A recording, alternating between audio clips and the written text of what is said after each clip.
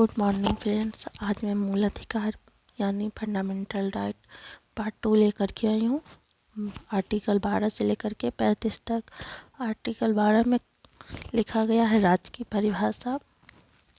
आपको बता दें, मूल अधिकार जो होता है भाग 3 में दिया गया है। संविधान के भाग 3 में मूल अधिकार दिया गया है।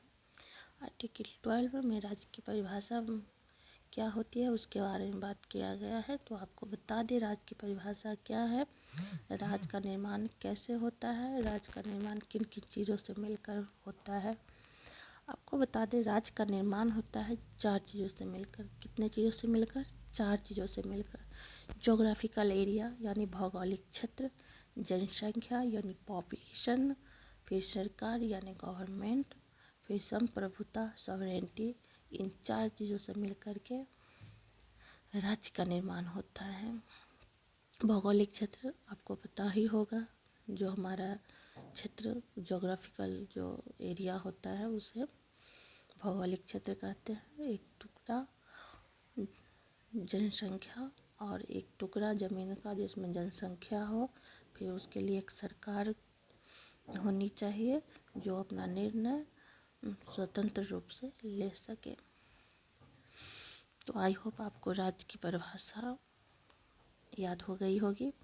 फिर नेक्स्ट चलते हैं आर्टिकल 14 के तरफ, यानी समानता का अधिकार।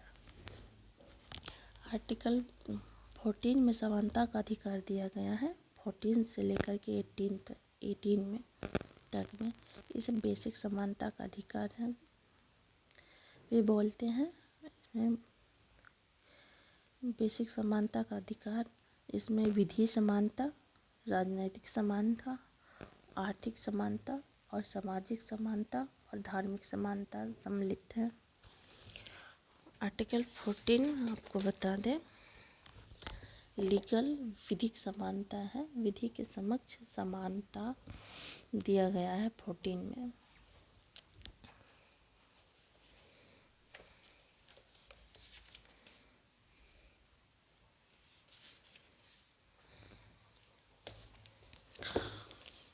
आपको बता दें विधि के समक्ष समानता जो है विचार जो लिया गया है ब्रिटिश मूल का है, जबकि विधियों के समान संरक्षण को अमेरिका के संविधान से लिया गया है। अनुच्छेद 14 में कहा गया है राज्य भारत के राज्य क्षेत्र में किसी व्यक्ति को विधि के समक्ष समानता से या विधियों के समान संरक्षण से वंचित नहीं किया जाएगा।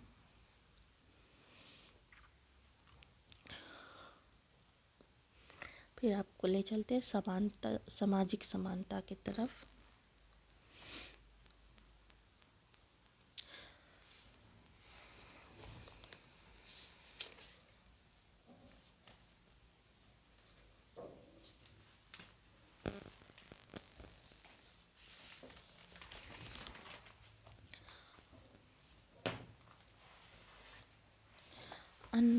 आर्टिकल 15 में सामाजिक समानता, आर्टिकल 15 में कहा गया है कि कोई भी नागरिक वो धर्म, मूल वंश, भाषा, जाति, लिंग या जन्म स्थान पर किसी भी नागरिक के साथ विभेदीकरण यानी भेदभाव नहीं किया जाएगा।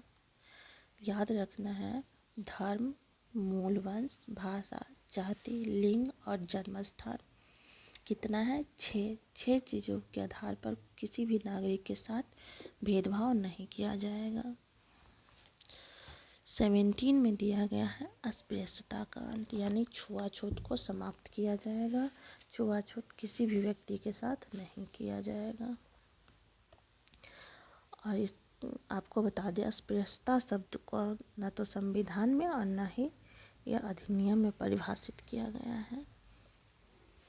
नेक्स्ट है आर्टिकल 18 उपाधियों का अंत, यानी हम लोग कोई भी नागरिक महाराजा, राज बहादुर, राय बहादुर, राज साहब ये सब लगा करके अपना उपाधि नहीं डालेगा।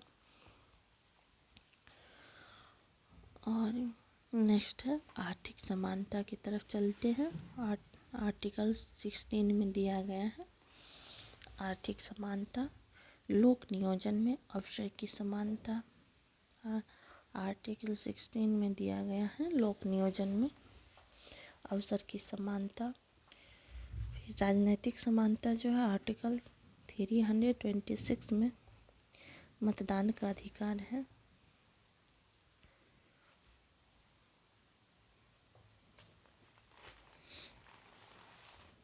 फिर नेक्स्ट चलते हैं राइट टू फ्रीडम, स्वतंत्रता का अधिकार 19 से लेकर के 22 तक में।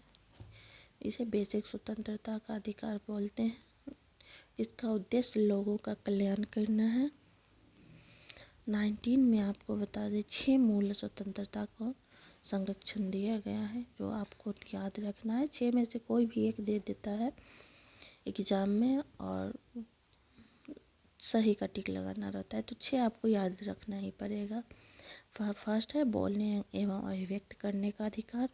सेकंड है right to assembly peacefully without arms, मतलब हथियार रहित सभा करने का अधिकार। तीसरा है संघ बनाने का अधिकार। चौथा है राज्य क्षेत्र में आवागमन का अधिकार। पांचवा है भारतीय राज्य क्षेत्र में बसने का अधिकार। और छठा है व्यापार एवं वाणिज्य का अधिकार। आप ऐसे भी इसे याद रख सकते हैं। पहला हम बोलेंगे, फिर सभा करेंगे, फिर जाकर के संघ बनाएंगे, फिर आवागमन करके एक दूसरी जगह प्रचार करेंगे, फिर राज्य क्षेत्र में एक जगह से दूसरी जगह बसेंगे, फिर वहाँ से हम व्यापार करेंगे। इस तरह से आप याद रख सकते हैं। आई होप कि आपको यहाँ तक समझ में आ गया होगा। अगर कोई भी चीज़ नहीं आ रही हो समझ में तो कृपया लाइक कमेंट कीजिएगा और लाइक सब्सक्राइब कर दीजिएगा प्लीज़। धन्यवाद।